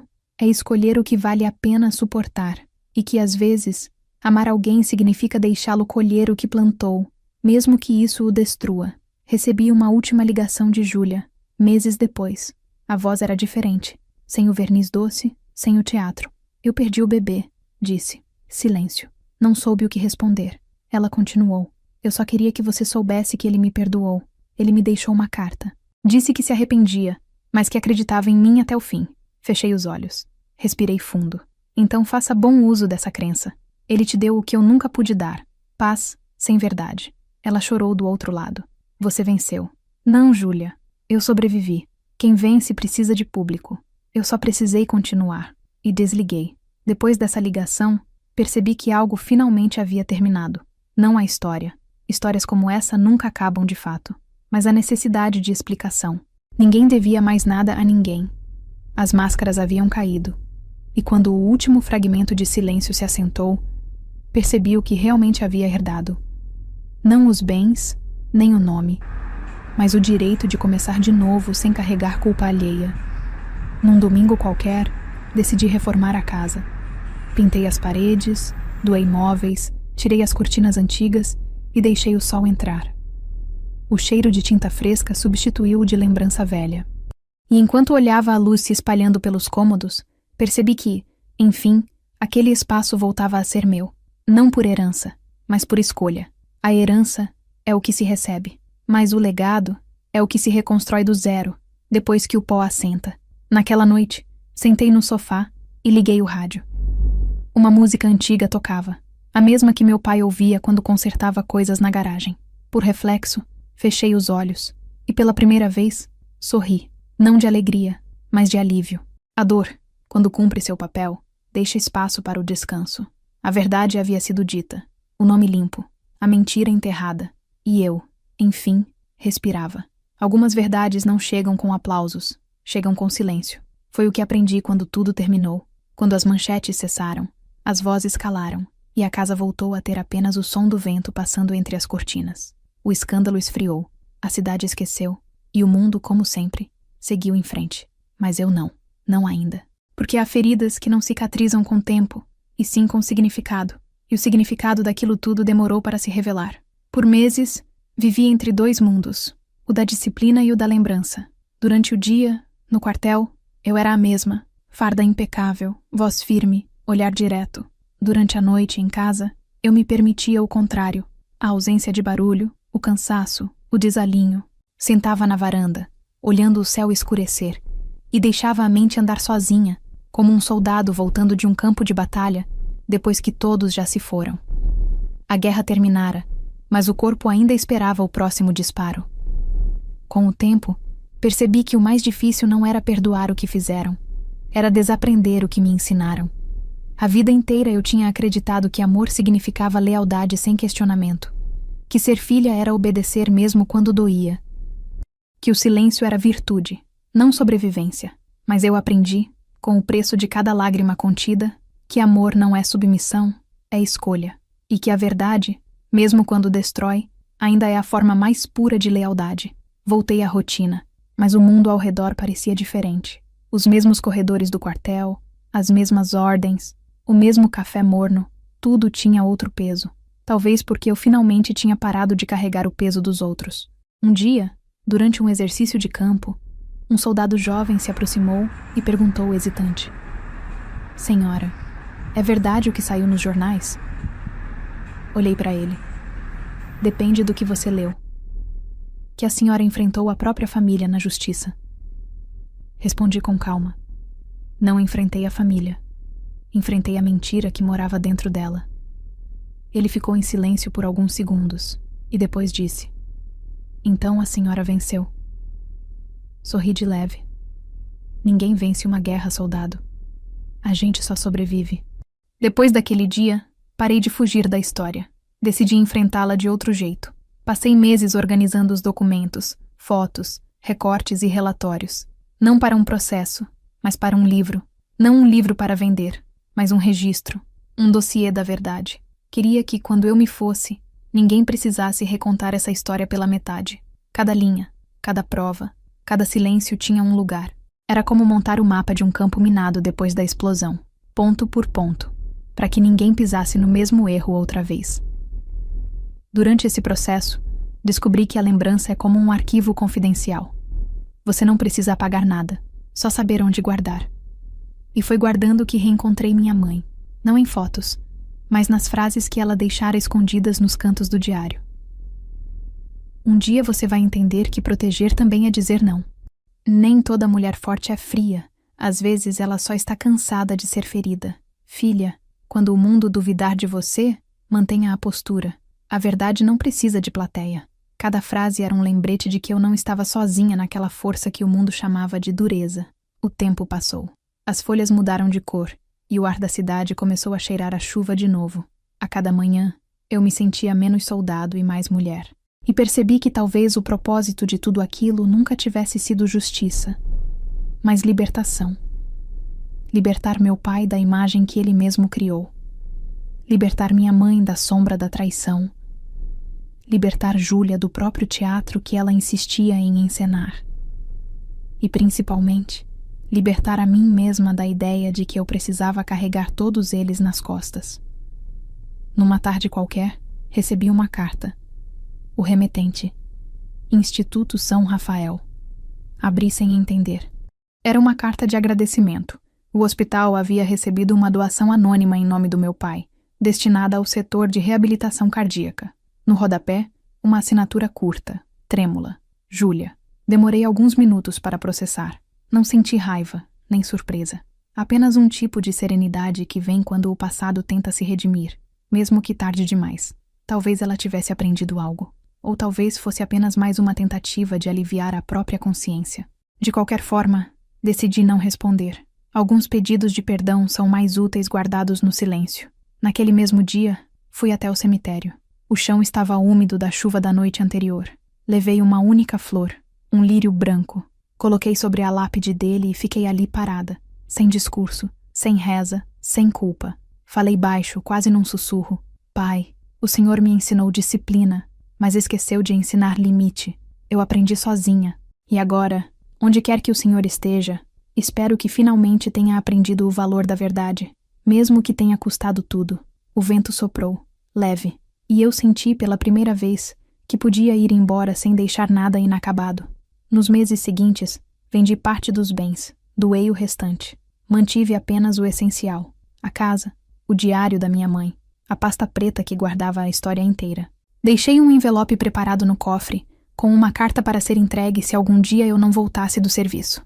Nela, escrevi: não nasci para ser admirada, nasci para ser inteira. E inteireza, às vezes, tem preço de solidão. O tempo passou. A vida seguiu seu curso simples e silencioso. Mas de vez em quando, nas manhãs frias, eu ainda escutava o eco das vozes antigas. A de Júlia, mentindo com doçura. A do meu pai, misturando arrependimento e orgulho. A da minha mãe, firme, como um farol em meio à neblina.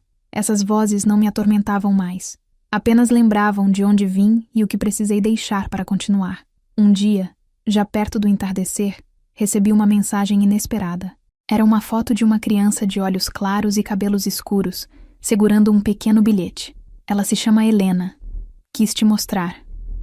O número era desconhecido, mas eu sabia de quem vinha. Não respondi, mas pela primeira vez, senti que algo dentro de mim se abrandava. Talvez porque percebi que o ciclo se fechava. A mentira morrera, e o que veio depois dela, mesmo que imperfeito, ainda era vida. E vida, mesmo nascida do erro, ainda é semente. Naquela noite, sentei na varanda e olhei o mar ao longe. O céu estava limpo, e o som das ondas parecia repetir o mesmo ensinamento que ecoou durante toda a minha trajetória. A verdade não grita, ela resiste, e quando tudo termina, é ela quem fica. Fechei os olhos e respirei fundo. A brisa carregava o cheiro de sal, de tempo e de recomeço. Peguei o diário, abri na última página em branco e escrevi: missão concluída. Depois, guardei. Levantei-me, acendi uma vela pequena sobre a mesa e deixei que o fogo queimasse calmo, sem pressa. O silêncio voltou, mas dessa vez não era vazio, era paz. Paz conquistada, paz merecida, paz definitiva.